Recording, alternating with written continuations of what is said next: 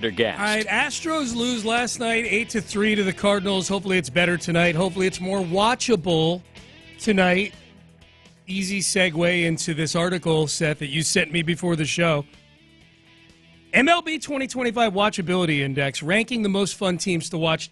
And I would say normally, we might not dig into this article, except for the fact that the Astros seem to be, above all else, not quite watchable right now. You know, pitching's been okay.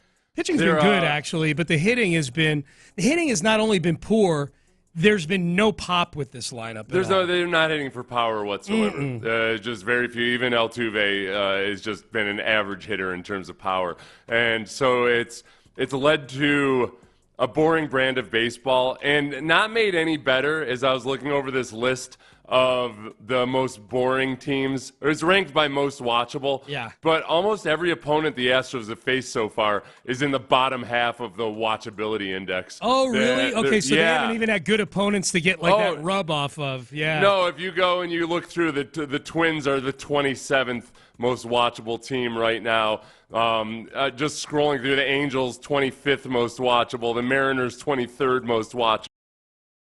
The Cardinals 19th. It's been a lot of boring teams playing against an Astros team that's 17th most watchable right now. Where is San Diego on this list? San Diego 5th. All right, we get San Diego this weekend at Dyken Park. Yeah. If you're looking for some watchable baseball, there's some coming to town this weekend. The Padres are a good baseball team. All right, so the way they do this is they do it empirically here. It's a point system, and the biggest, as far as watchability goes, the two most important categories are star power, where they're using the MLB ranked top 100 list as a guideline, the top 100 players, which the Astros actually score pretty well in. They had 7 or 8 of the top 100 players in baseball. They're among the leaders. Yeah, so star power, 10, you get a maximum of 10.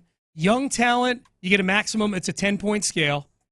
Base running, defense, minutia, which includes mascots, uniforms, broadcasters. I'd be interested as to why they're ranked so low defensively. They've got a number 2 defensively. Okay, I'm just laying out the scoring system real quick, though, for the people listening. You get star power and young talent, 10-point scale, and then base running, defense, minutia, and there's a bonus for just the guy who wrote this article, David Schoenfeld, to add 5 random points if he wants to. Those are all 5-point scales.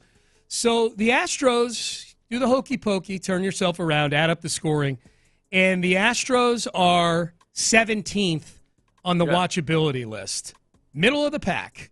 Right. And with a total score of 19.5.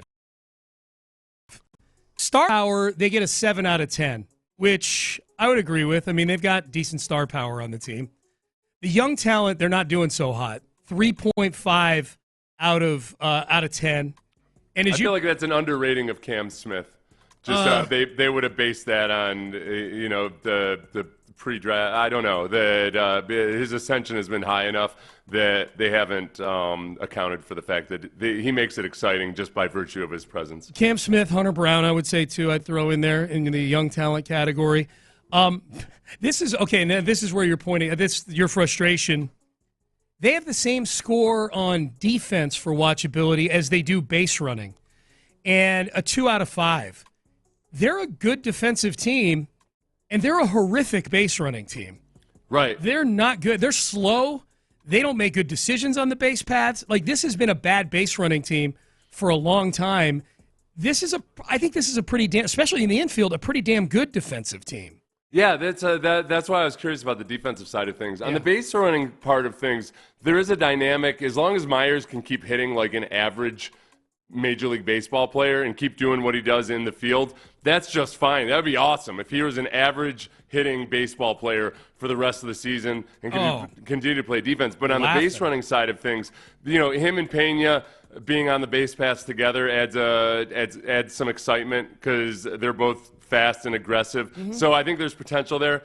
Dubon, ever since he started using the torpedo bat, it has all of a sudden turned into, he got one out at second last night. That's neither here nor there. Put Cam Smith in there, too. Cam Smith has serious speed on the base paths also.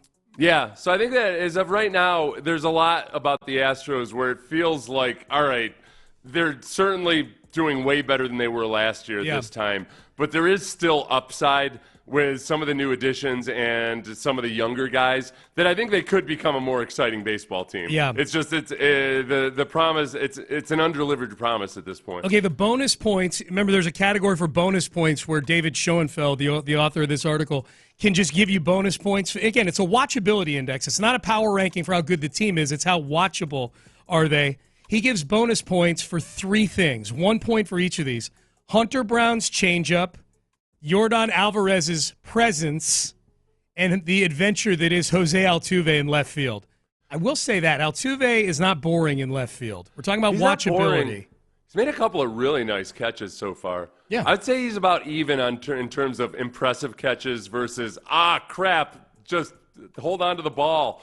Don't let the ball drop out of your hand before you throw it. The only like bad error I know he's had some mistimed jumps and things like that. Like the only bad one was that one where he's scooping up a base hit, looking to throw it either to third or home. I can't remember which, and he just flubs the ball and it rolls 10 feet to his right there, and they give up a run. Middle of the pack though for watchability. I'll be honest with you, just having watched these first 16 games, practically every inning of every game, over under at 17 as to where they would be on the watchability index. I would have put it below. Now, I think this is more of an overarching for the whole season thing than just how they've looked in the first 16 games or whatever. Yeah. No, but it also, and I think it does include the fact that they've played some boring baseball teams themselves. Yeah. It's been kind of a lackluster, we're putting our toe in the water here in this season. And as we pointed out earlier on the show, they're 7-9, which is the exact same record that they've had in every season since 2020 except for last year. Yeah. So it's not a harbinger of doom. It's not a sign of greatness. It's a reminder that it is very early and that a lot of stuff is going to change along the way. I still feel, for all of those areas in which they didn't rank real well, I still feel pretty positive about most of them. And I feel like they're erroneously ranked defensively lower than they should be. Defensively, I can get with you on that. I would have put them at a 4 defensively. I mean, the corner outfielders are shaky based on reputation, but Altuve and Cam Smith have not been an issue so far this year. Jake Myers is an elite defender. And then the infield, Paredes is not Alex Bregman, but he's not Rafael Devers either. Like, he's a good, and Pena has won a Gold Glove. Brandon Rogers has won a Gold Glove. Christian Walker's won 3 Gold Gloves. It's a good, and Yiner is what he is. They can't throw any runners out. That's part of defense too. They give up. I think they've given up 19 out of 20 stolen bases this year. Yeah, they're not holding guys the way that was a point of emphasis. And like where it's easier to steal these days and it's more of an impact, that's been an issue. Yep. The nerdiest argument I got in this week or last week was when I was talking about Jose Altuve's defense, and that overall in the outfield he's been all right. It hasn't been a horrible. So I got into an argument with one of our listeners about his defensive WAR, and it turns this is the problem: is he was going by Baseball Reference, I was going by Fangraphs. Oh yeah. 2 types of WAR.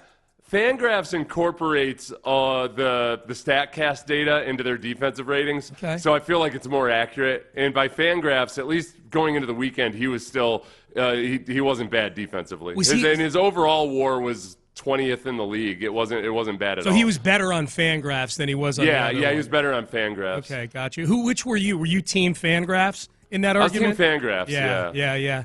Well, because defense, like the nerds have had a hell of a time really figuring out exactly how to quantify defense. It's hard. It's been interesting. Yeah, it's hard. I'm not holding a grudge against them. No, most watchable team according to this scoring system. Again, the Astros were 17th. God, I long for the days where they were a top 5 watchable team. Number 1 is the Dodgers. Number 2 is the Red Sox, which is interesting. They get a 10 for young talent on their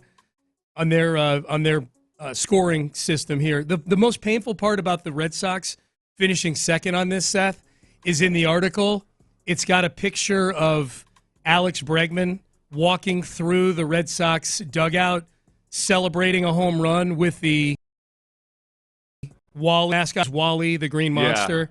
Yeah. And he's got looks like Oscar the Grouch, but with orange eyebrows. He's walking through the dugout celebrating a home run, and that makes me sad. Because in the years past, he would have been celebrating a home run without this silly mask on and would have walked up to the camera and stared at it. That's you know what? It's I even hesitate to bring this up, but there is a part of this team that just feels like they lack the personality of the great Astros teams. And whether it's the dugout celebrations or whatever, and maybe they just haven't congealed as a group because they've got new faces and everything. I don't want to care about this, but I do, and I feel weird about it. But they're boring. Hot take. They do not have the same personality of those other teams. Hot take alert. The ethos, the boring aspect of this team, the energy of this team would be higher. It'd be better if Dusty Baker were the manager. They would be way less boring if Dusty were the manager. Joe Espada seems like a swell guy, but he does not have the personality or the presence of Dusty Baker. Mm-hmm. Not clamoring for Dusty Baker to come back as the manager. I'm just saying, as long as we're talking about the energy of the team, if Dusty were the manager of this team, because he would be salty at some of the things that would be would be said about a team that's 7-9 right now. Ask me a negative question. Exactly. Yeah, we even had one. He doesn't get chippy with anybody. Yeah, we haven't gotten Espada getting chippy with Chandler Rome or anything. In a year and a half, he hasn't gotten chippy with anything. Yeah. Listen, man.